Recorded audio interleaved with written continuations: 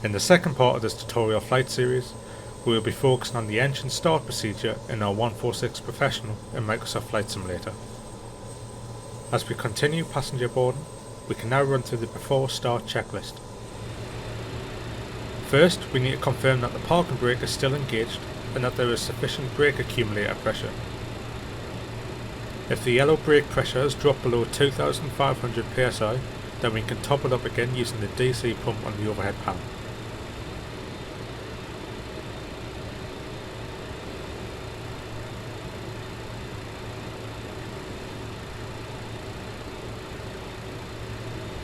Once pressure is greater than 2500 psi, we can turn off the DC pump. Moving down the centre console, we can confirm that all thrust levers are in the fuel off position.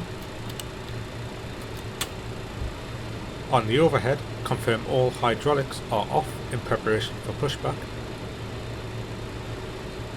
Moving down to the fuel panel, set the centre tank transfer to auto. This will ensure that the fuel in the centre tank is automatically transferred to the wing tanks once we are airborne. Moving over to the pressurisation panel, confirm that the mode selector is set to auto and the discharge valves are set to normal. We can then set our cruise altitude using the altitude set knob, allowing the aircraft to manage the pressurisation for us automatically during the climb.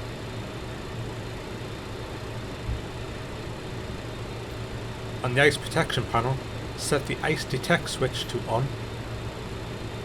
Note this switch is guarded, so you must open the guard if you wish to turn the switch off. On the centre panel, confirm that we have sufficient fuel for the flight. We can also cross-check this with what is shown on the tablet. Today we have full wing tanks, so we have roughly 3,700 kilograms in each wing tank, which is more than enough for today's flight. On the first officer's side panel, confirm that today's date is set on the flight data recorder. This is set automatically when you first load into the aircraft, and that the flight leg is set to 1. You can also set your own flight number in the last 3 digits, so today I'm just going to set 1, 2, 3.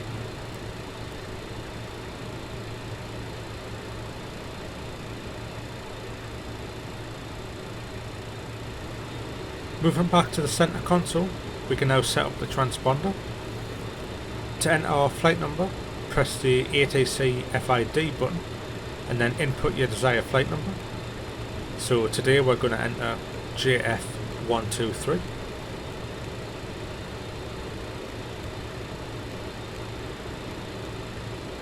Then press enter to confirm the flight number and press the ATC FID button to return to ATC mode. We can now configure the thrust management system for takeoff. The TMS can be thought of as a very basic version of auto throttle. However, instead of automating the throttles, it only assists the pilot with achieving the correct power setting. We'll cover the TMS in more depth in a later video. The first steps to setting up the TMS is powering it on via the power button, and then pressing the test button to allow the system to run through its built-in test.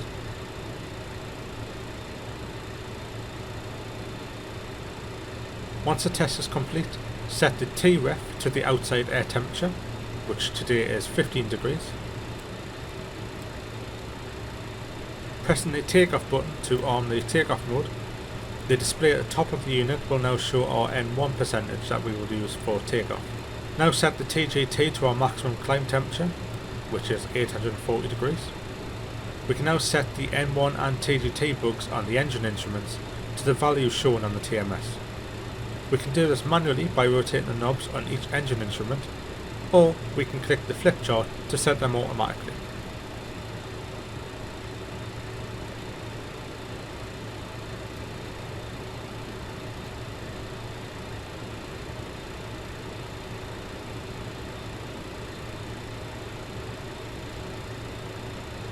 The flip chart also shows takeoff speeds for our current weight. These speeds are automatically adjusted depending on the weight of the aircraft. The current weight of the aircraft is approximately 38,000 kilograms, which has been rounded up on the flip chart to the nearest 1,000.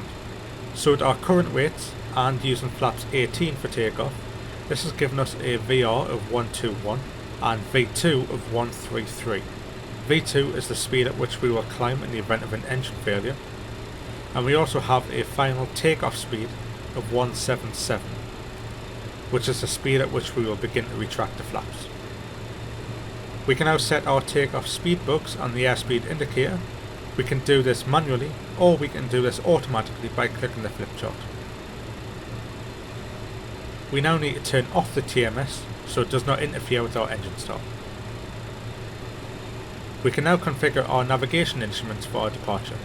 Our flight today will see us depart from Jersey, initially to the west, before turning northwest to the Guernsey VOR.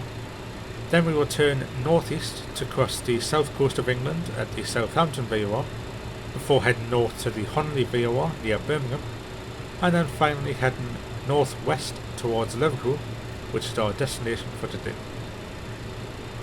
Firstly, we need to turn on the flight directors.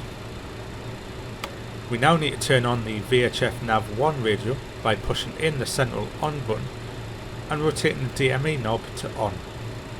Once the VHF nav has run through its warm-up process, we can then enter the frequency for the Guernsey VOR, 109.40. We can then set our Nav 1 course to 322 degrees.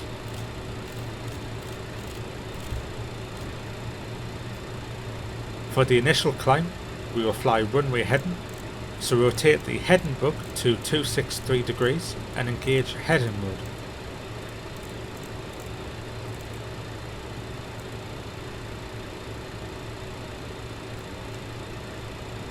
As we won't be using ATC today, we can climb straight to our cruising altitude of 24,000 feet, and we can select Alt On.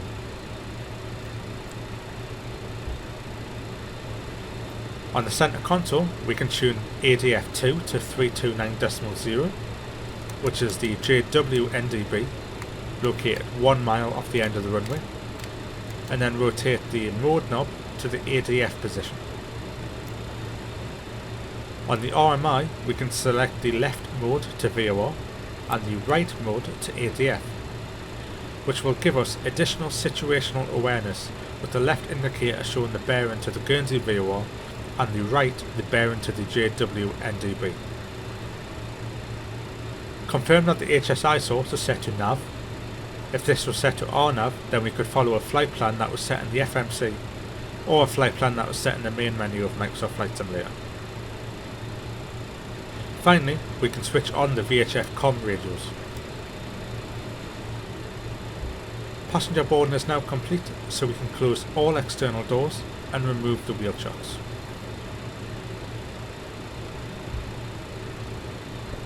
Note the air stairs are manually lowered, however require hydraulic pressure from the yellow system in order to be retracted. To retract the air stairs, we will need to turn on the AC pump.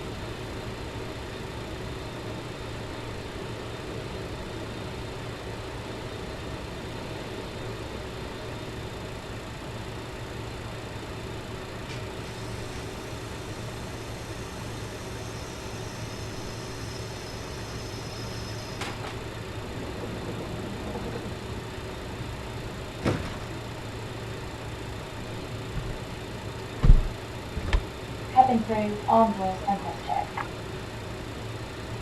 Once the air stairs are retracted, we can then turn off the AC pump.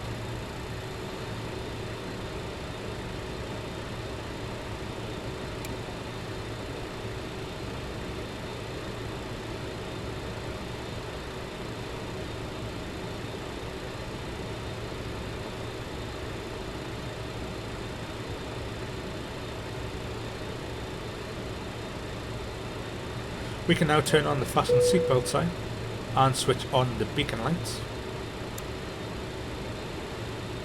Moving down the overhead panel, turn off the packs and the APU and turn on all fuel pumps ready for engine start.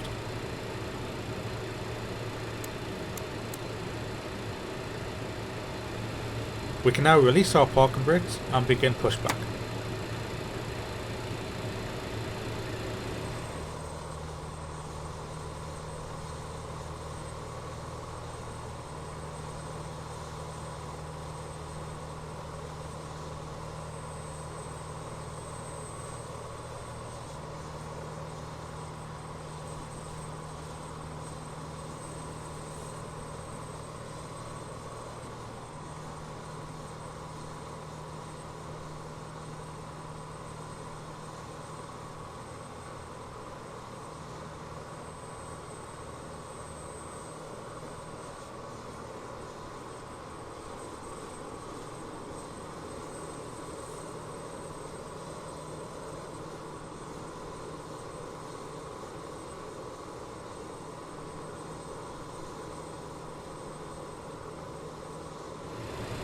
With pushback complete, engage the parking brake.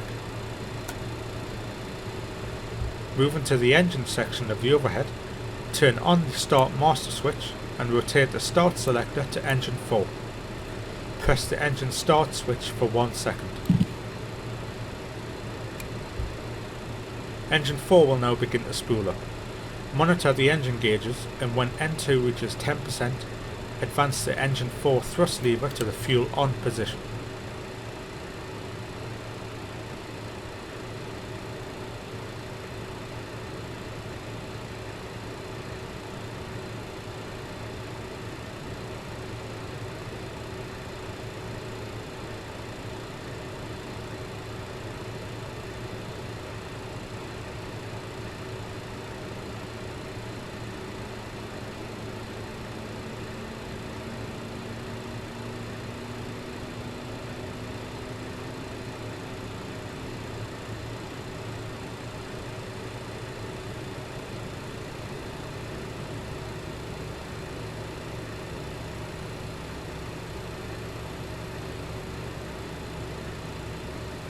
Once engine 4 has stabilised, repeat this process for the remaining 3 engines.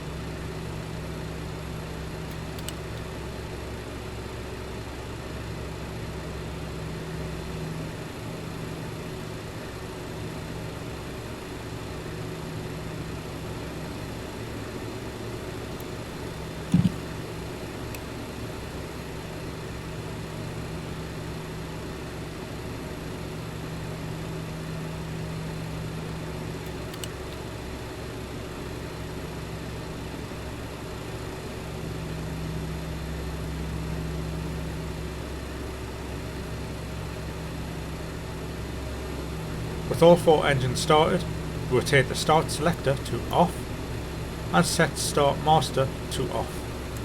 As we aren't expecting any icing today, we can now turn off the engine anti-ice. On the electric panel, turn on the Gen 1 and Gen 4 switches. The generators in engines 1 and 4 are now supplying electrical power to the aircraft. The APU air can now be switched back on, as well as both packs. Moving to the very top of the overhead, set the brake fans to auto. We can now also switch on the engine 2 and engine 3 hydraulic pumps and monitor the pressure increase.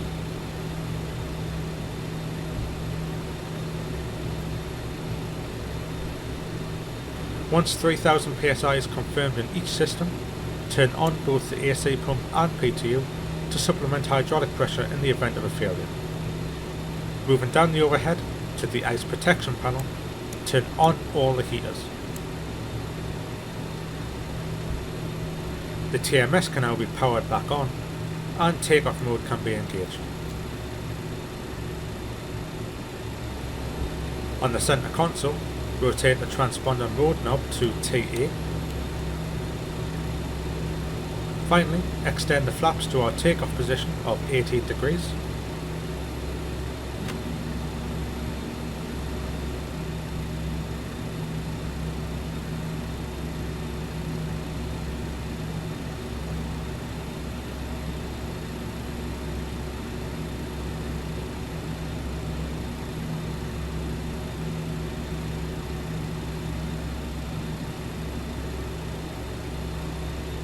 And turn on the taxi lights. We are now clear to taxi to runway 26.